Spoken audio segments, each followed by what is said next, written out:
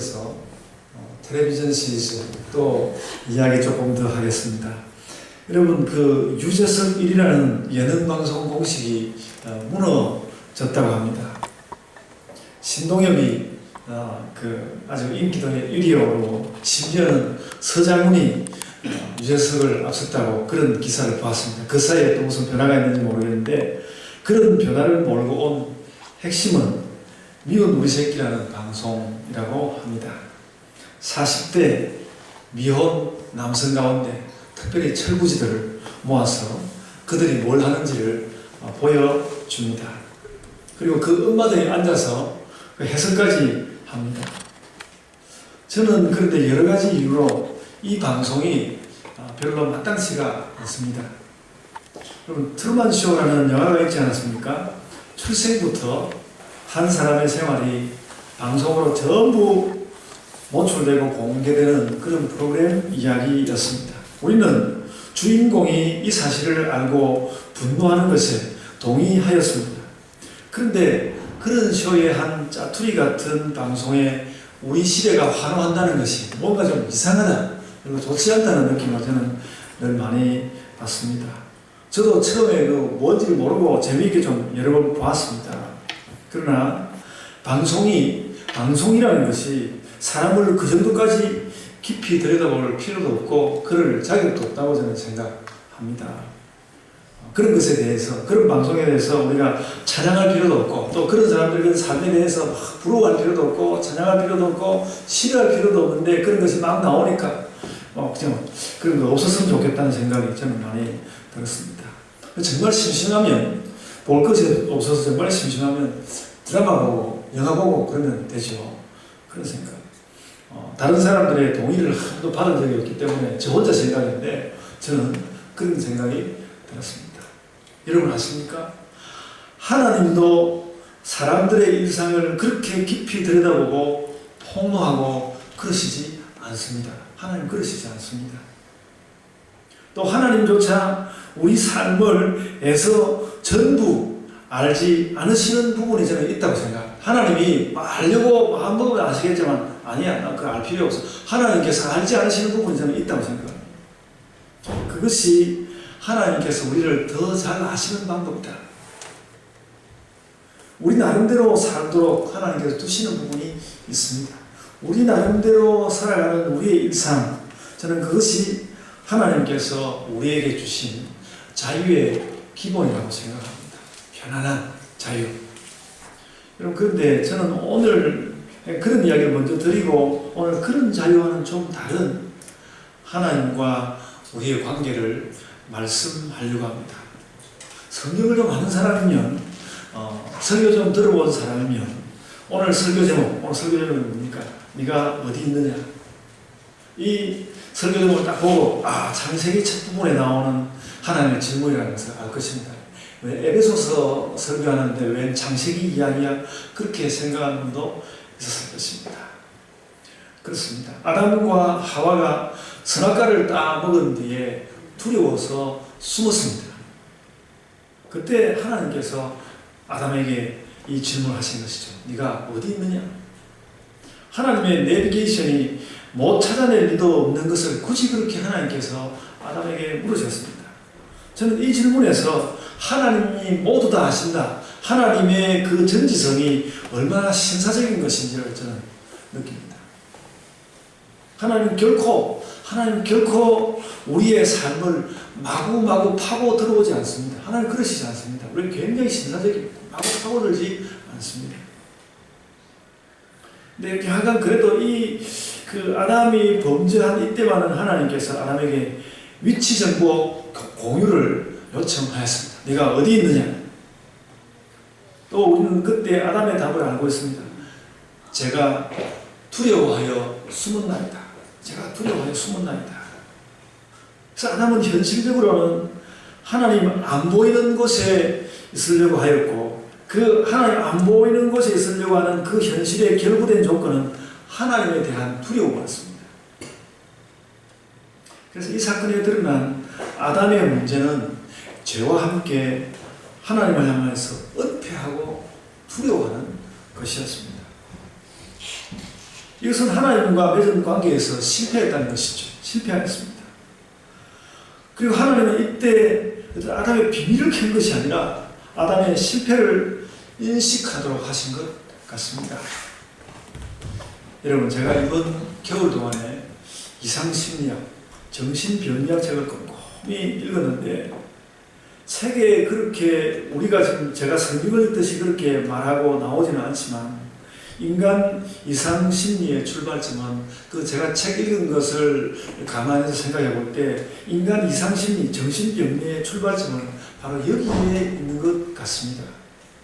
하나님을 두려워하고 하나님으로부터 나를 은폐시키려고 하는 것.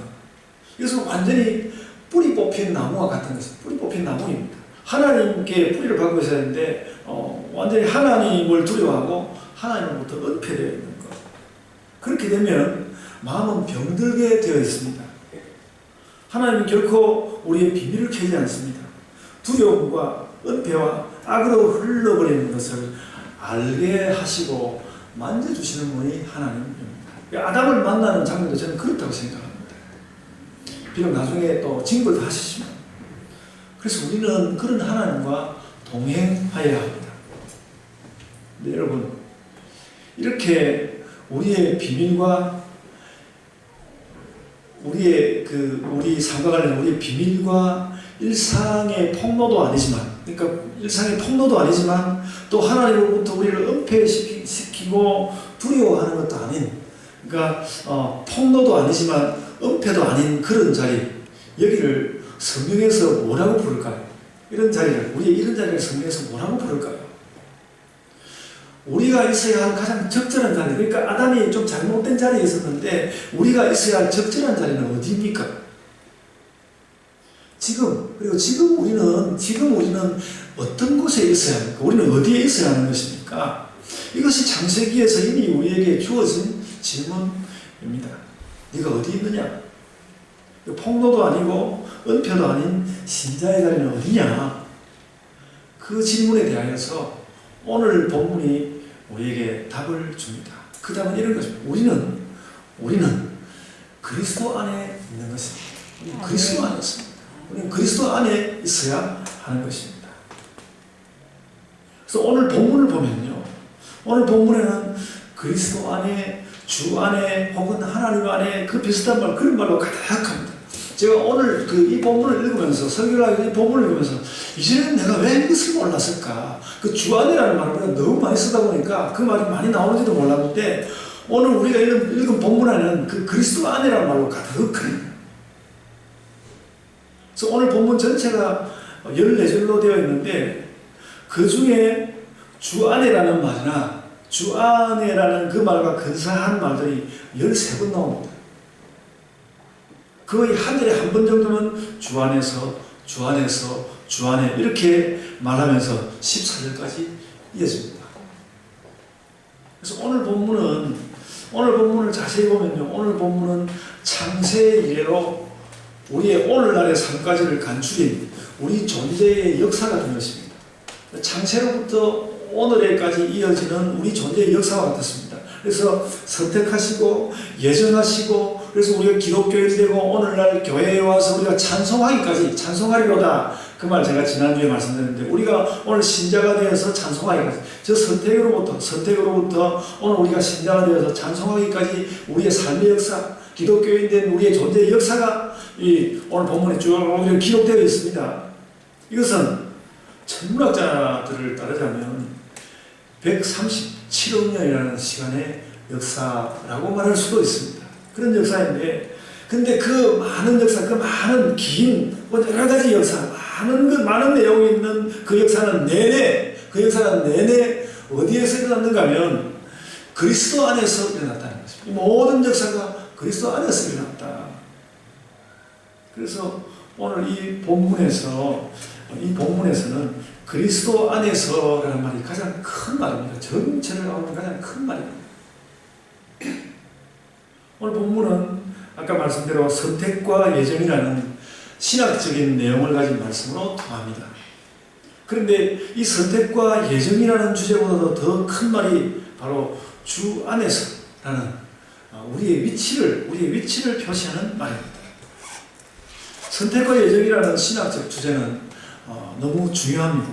그런데 그 말과 그 개념보다 훨씬 더 크고 또 우리로서는 쉽사리 알아볼 수 있는 사실이 하나 있는데, 우리가 언제 어디서 무엇을 하든 우리는 그리스도 안에 있다는 것입니다. 우리는 그리스도 안에 있습니다. 네가 어디 있느냐? 제가 처음 어딘가 교회에 가서 네가 어디 있느냐 설교 제목을 봤을 때 굉장히 철학적이라고 느꼈는데, 그것이 매우 철학적으로 느껴지고, 우리가 또 그리스도 안에 있어야 한다는 말은 다시 어떤 신학적인 결론 같지만, 그래도 그리스도 안에서라는 이 말은 매우 감각적이고 매우 감정적인 말입니다.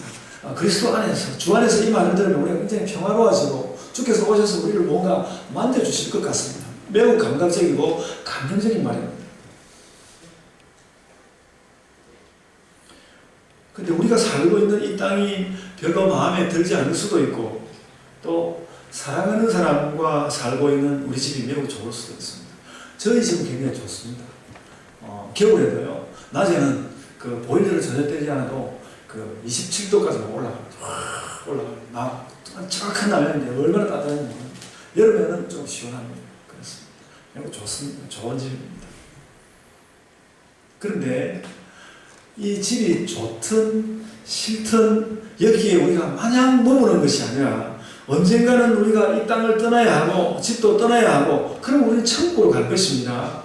그런데 우리가 이렇게 장차 떠나야 할 천국과 같은 집에 살든지 마침내 천국에 도달하든지 간에 우리가 늘 그리스도인으로, 우리가 늘 이 땅에 있든지 저기로 가든 어디에 있든지 간에 우리가 늘 머무르고 늘 살아야 할 것은 바로 그리스도 안이라는 것입니다. 우리는 어디에 있든지 우리는 그리스도 안에 사는 것입니다. 그래서 우리는 이 땅에서도 그렇고 내생에서도 그렇습니다. 여기가 바로 우리들의 영원한 것입니다. 여러분의 영적 주소가 어디입니까? 요즘 우리나라에는 주소를 자꾸 바꾼다고 그래가지고 머리 아프고 복잡한데 두 가지를 다 알 수도 없고 막 복잡하고 그러는데, 여러분의 영적 주소가 어디입니까? 여러분의 영적 주소가 어디입니까? 주 안에서입니다. 그리스도 안에서. 그러고 나서 보니까 다른 사람들은 이미 이 말에 대해서 많은 말을 하고 있었습니다. 여러분, 저는 그 에릭 존슨이라는 기독교 심리학자 공부를 하고 있는데, 그런 기독교 심리학을 세우려고 노력하면서 그리스도인 삶의 가장 분명한 특성은 주 안에서 사는 것이라고 정리하였습니다. 그리스도인들의, 기독교인들의 가장 중요한 특성은 그들이 그리스도 안에서 사는 것이다. 그렇게 정리하였습니다. 그러므로 이 주 안에서라는 말은 이미 상당한 학문의 주제가 되기도 하였습니다. 그리고 여러분, 특히 기독교 심리학자가 주 안에서라는 이런 말을 한다는 것은 굉장히 중요한 의미가 있습니다. 만약에 우리가 주 안에 있다는 것을 잘 모른다면, 그것을 잊어버린다면, 우리는 여러 가지 심리적인 문제, 영적인 문제를 나타낼 수 있다는 거죠. 내가 그리스도 안에 살고 있다는 것을 확인하고 살지 않으면 심리적인, 영적인 문제를 자꾸 나타내라는 것입니다. 그래서 내가 마음이 즐겁지 아니하고 뭔가 복잡하고 혼란스럽고 그러면 내가 주 안에 정말로 내가 주 안에 잘 거하고 있는 것인지 확인해 보아야 합니다. 주 안에 잘 있는지. 물론 우리는 주 안에 잘 살고 있으면서도 내가 주 안에 살고 있다는 그런 개념적인 사고를 하지 않을 수도 있고, 또 주 안에 산다는 말은 잘 알면서도 실제로는 그렇게 살지 않고 그럴 수는 있습니다. 그래서 우리가 결국 해야 하는, 오늘 이 주 안에서라는 이 말에 부딪혀서 우리가 그리스도인으로서 꼭 해야 하는 일은 뭔가 하면 두 가지인데, 내가 주 안에서 산다는 말을 알기도 해야 하고 정말로 그렇게 살기도 해야 하는 것입니다. 그 두 가지를 우리가 해야 하는 것이죠. 그래서 여러분, 제가 여러분에게 바라기는 교회에 들어올 때마다 어떤 사람이라도 우리 교회 들어오고 우리 교회가 너무 좋다 그러더라고요. 그래, 목사 설교도 그 못지않은데 와서 들어가야 되는데 교회 안에 들어오지 않습니까? 교회 안에 들어올 때 다 좋다고 하는데, 여러분 교회 안에 들어올 때마다 여러분이, 주님, 제가 또 주 안으로 들어가는 연습을 합니다. 제가 또 그리스도 안으로 들어가는 연습을 합니다. 그런 심정을 늘 가졌으면 좋겠습니다. 아멘.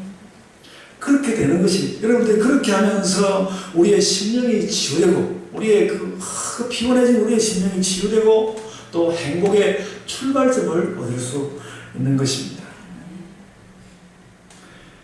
주 안에서라는 말이 굉장히 큰 말이라는 것, 천국보다 더 큰 말이죠. 그 말의 의미를 우리가 알아야 하겠고, 이제 주 안에서 무슨 일이 일어나는지 본문에서 좀 더 살펴보려고 합니다. 쭉 제가 한번 더듬어가 보려고 하는데, 1절을 보면 바울은 주 안에서, 내가 주 안에서 성도들에게 편지한다고, 주 안에 있는 성도들한테 편지한다고 했습니다. 우리가 서로 편지를 보내고 소식을 전하는 것도 주 안에서 하는 일입니다. 그래서 내가 주 안에서 어떻게 살고 있나, 그런 것이 열심되면 그래서 열심히 빨리 누구한테 전화하고, 여러분들도 저에게 해영자면 저한테 전화 한번 해주시면 좋겠습니다. 서로 이렇게 전화하고 편지하고 이렇게 하는 그 주 안에서 하는 일입니다.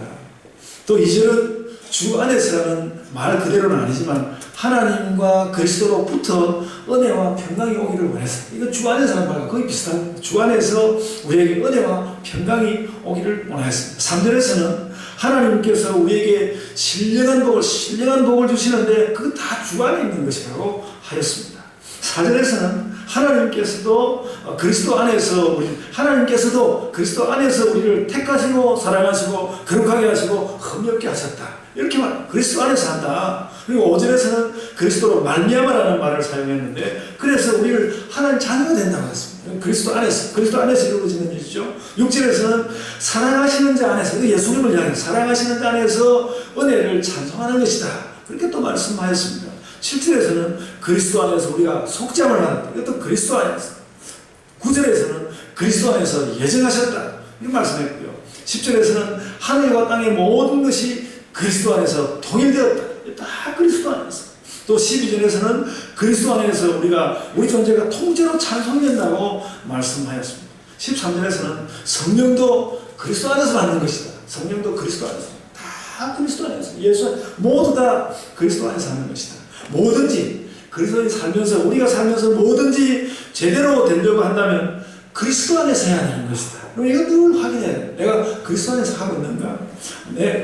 우리가 그렇지 않습니까? 자꾸 나의 욕심이나 나의 주장이 이런 것이 자꾸 밀고 나오거든요. 뭐 그럴 수는 있지만 그럴 때마다 내가 주 안에 있는지 확인해야 하는 것이죠. 그래서 여러분, 이 말들을 하나하나 설명하자면 할 말이 너무 많습니다. 너무 많습니다. 그런데 이런 모든 말씀을 가지고 고대의 조직신학자, 이 기독교의 조직신학을 시작했다고 하는 이레니우스는 바로 이 사실을 두고 총괄갱신학, 전부 다 나와서 갱신되는 것인데, 어디서 갱신되는가 하면 그리스도 안에서 갱신된다는 것입니다. 예수 그리스도 안에서 모든 것이 갱신되는 것이다, 모든 것이 새로워지는 것이다, 거듭난다는 거죠. 예수 그리스도로 인하여서 완전히 바뀌어야 한다. 예수님은 요한복음에서 니고데모에게 거듭나야 된다, 이렇게 말씀하셨는데, 바울 사도는 이 에베소에서 그리스도 안에서 이 말을 하면서 거듭남을 말씀하고 있습니다. 우리는 거듭나야 하는데 모든 일들이 그리스도 예수 안에서 제대로 일어나면 된다는 것입니다.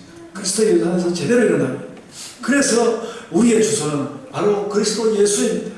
주 안에서. 이것이 여러분의 영혼의 주소입니다. 여러분, 이 주소를 아는 것이 우리에게 굉장한 힘입니다. 그러니까 내가 주 안에 있다는 이 사실이 굉장히 큰 힘입니다. 저는 요즘 매일 그런 기도를 합니다. 우리가 지난 금요일 날 이제 기도회를 하면서 제가 그런 말씀을 드렸는데, 우리 교회의 모습이 어떤 사람들에게 어떻게 보이든 간에 우리는 2017년의 예본교회가 아니고 이제 2018년의 예본교회고, 우리 교회는 많이 달라졌습니다. 많이 달라졌고요. 저도 많이 달라졌습니다. 많이 달라졌습니다. 제가 요즘 주님 앞에 하는 기도는 이런 것입니다. 주님, 이제는 제가 어디서 무엇을 하든지 좀 전체가 보이게 하여 주옵소서. 그리고 뭔가 좀 전체가 보일 것 같은 그런 느낌을 자꾸 받습니다. 전체가 보이게 하여 주옵소서. 조금이긴 하지만 제 영으로부터 그런 걸 느낍니다. 그래서 무슨 일을 만나든지 전체를 보고 싶습니다. 오늘 설교 준비를 하면서 보니까 이것이 바로 총괄갱신의 심정입니다. 그러니까 우리가 그리스도 안에서 다 변화되면, 모든 것이 보일 것입니다. 이 말은 그냥 내가 전체를 알게 되었다 이런 걸 자랑하는 것이 아닙니다. 주 안에 있으니까 예수 그리스도 안에 있음으로써 이런 일을 할 엄두를 내고 그런 것이 야금 우리에게 오고 젖어든다는 것이죠. 우리 에스겔서처럼 그 성전으로부터 그 신령한 물이 흘러나와서 세상을 적시지 않습니까? 그렇게 예수께로부터 거룩한 것이 우리에게 와서 우리가 자꾸 그 그리스도의 신령한 것을 스며들고 그래서 우리가 온전해지는 것이죠. 그래서 오늘 이 에베소서 1장 10절 말씀은 성경에서 가장 중요한 요절 가운데 하나입니다. 에베소서 1장 10절 총괄갱신을 이야기하는 바로 그러니까 말하자면 에베소서 1장 10절 이 말씀으로 기독교의 조직신학이 시작되었다 그렇게 말할 수 있는 구절입니다. 하늘에 있는 것이나 땅에 있는 것이 다 그리스도 안에서 통일되게 하려 하신다. 우리는 이걸 가지고 여러분, 그런데 세상은 전혀 그렇지 않습니다. 요즘 미국과 한국이 미투 운동으로 야단 법석입니다. 그것을 가만히 들여다보면 정말 인간들이 이렇게 뻔뻔한 존재들이구나 그런 것을 느낍니다. 그리고 우리 자신도 나 자신도 원래 그런 뻔뻔한 존재였던 것은 분명합니다. 그런데 그리스도 예수 안에 우리 주소를 분명히 함으로써 우리는 그렇지 않습니다. 그리스도 예수 안에 우리 주소를 두었기 때문에 그래서 이런 것들을 넘어갈 수 있고 이런 것들을 멀리할 수 있습니다. 그런 것들이 늘 우리에게 성에 올라가지만 우리 주소를 예수 그리스도 안에 두었기 때문에 우리는 넘어갈 수 있습니다. 미투 운동이 나오도록 잘못을 범한 사람들의 주소는 자기 자신이죠. 그들의 주소는 자기 자신입니다. 혹은 좀 더 정확하게 말하면 자신들의 욕망입니다. 이기심입니다. 인간 세계에서는 욕망이라는 것이 사실 많은 문학 작품도 났지만 그리고 작가들은 그것을 리얼리티라는 이름으로 찬양도 하지만 결국 그것의 주소는 욕망입니다. 욕망이라는 이름의 전차 제가 그 작품이 잘 기억이 안 나지만 그 사람들은 욕망을 가지고 문학 작품을 만들고 그게 리얼리티가 있다고 하고 영화도 훌륭하다고 하고 작품도 훌륭하다고 하고 그럽니다만 저는 기독교 교회는 결코 그런 것을 추구하지 않습니다. 여러분 이번에 이 미투 운동이 일어나면서 저는 고은 시인과 박재동 그 화가가 무너지는 것을 보고 너무 마음이 충격받아서 제가 뭔가 그들의 글과 그들의 만화에서 그냥 기쁨을 얻었는데 그들이 그냥 무너져 버렸습니다. 왜냐하면 그들의 주소는 주 안에 그리스도 안에 있지 않기 때문에 기독교 교회는 결코 그런 것을 추구하지 않습니다. 여러분 헤밍웨이라는 그 아주 엄청난 잘난 작가 그들을 아십니까? 그들의 자살을 우리가 알지 않습니까? 근데 그가 자살한 이유를 아십니까?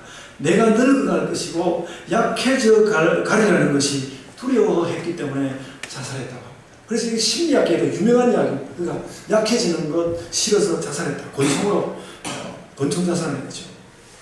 헤밍웨이의 노인과 바다가 아무리 훌륭한 작품이라 해도 그것이 보여주는 리얼리티가 아무리 대단하다고 해도 헤밍웨이의 주소는 바로 자신의 강함이었습니다. 헤밍웨이를 보면 정말 그래서 헤밍웨이 그 노인과 바다는 분명히 감동이었지만 저는 헤밍웨이를 보면 하나도 감동이 안 됩니다. 그를 보면 인생이란 허망한 것입니다. 그래서 제가 그 로마서 7장 24절 25절 말씀 생각났습니다.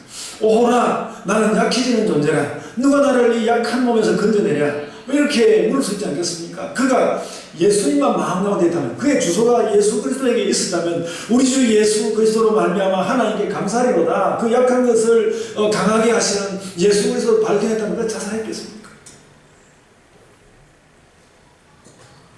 그러나 그는 예수 안에서 산다는 것을 몰랐고 자살을 선택했습니다. 우리는 다릅니다.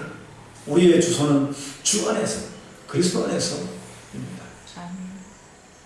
저는 지난 금요일에 새벽 기도회를 하면서 그런 것을 깨달았습니다. 저는 늘 제가 그렇게 잘 하지도 못하지만 늘 약한 것을 돌보시는 하나님에 대한 설교를 많이 했습니다. 사모님 저보고 그런 설교 좀 그만해라 핀자도 주고 그러는데 늘 그렇게 좀 하고 있습니다.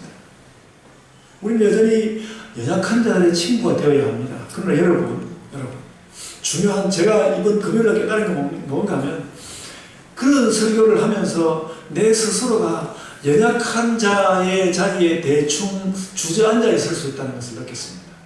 우리가 그러지는 맙시다. 연약한 자를 돌보긴 해야 하는데 내가 연약한 자의 자리에 대충 주저앉아 있어서는 안 된다는 것이죠.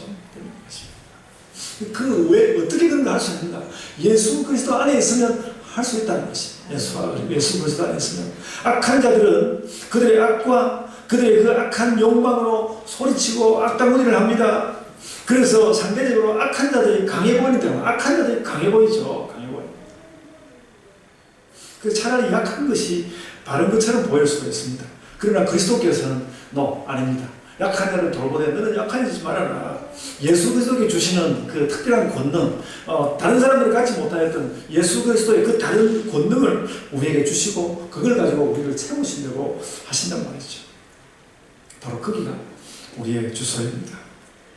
그래서 우리는 착하지만, 선하지만, 약한 자들을 돌아보지만 그냥 우리조차도 약한 사람으로 사는 그런 것을 스스로에게 용납해서는 안 될 것입니다. 이게 그리스도 안에서 사는 자의 모습이라는 거죠. 이게 그리스도 안에 사는 자의 모습입니다.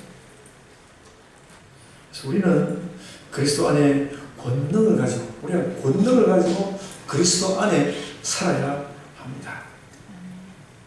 그래서 여러분, 제가 그리스도 안에서 산다는 말 외에는 이렇다 할 성경 말씀 해설을 하지 않았습니다.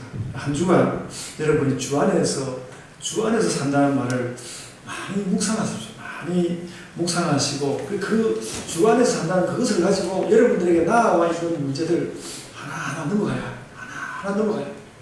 넘어가야 하고 빨리 해결이 안 돼도 내가 그리스도 안에 있다는 그런 끈기를 가지고 그리스도 안에 있으면서 그것이 어떻게 되는지를 딱 지켜보고 있어야 합니다. 여러분, 아까 말씀드린 기독교 심리학자 에릭 존슨은 예수님이 그리스도인의 환경의 전체라고 했습니다. 예수 그리스도는 우리의 환경의 전체입니다. 우리가 살아가는 모든 그 환경은 바로 예수 그리스도 그 자체라고 했습니다. 예수님은 물론 인격이지만 사람과 달라서 그 인격적이라는 그것 때문에 사람처럼 한 인격으로 응축되고 작아지는 것이 아니라 예수님의 인격은 우주보다 크고 인간이 하는 모든 생각의 세계보다 더 큽니다. 우리는 바로 그런 그리스도, 우주보다 더 큰 예수 그리스도께서 주시는 그 능력 안에 우리는 살고 있습니다. 그래서 내가 지금 작은 것에, 지금 혹은 능력이 없는 것에 너무 속상해하지 마십시오. 우리는 매일 그리스도 예수 안에서 새로운 존재가 될 수 있습니다. 그래서 오늘 제가 여러분에게 확인하고 싶은 일은 딱 하나입니다. 우리 예본교회는 예수 그리스도 안에서 삽시다. 아멘. 그 하나를 확인하고 싶습니다. 그것이 우리가 가질 수 있는 최선의 행복입니다. 행복의 출발점입니다. 이 행복 위에 서서 살아가시는 우리 예본교회 모든 성도들 되시기를 바랍니다. 아멘. 아멘. 기도하시겠습니다. 주님.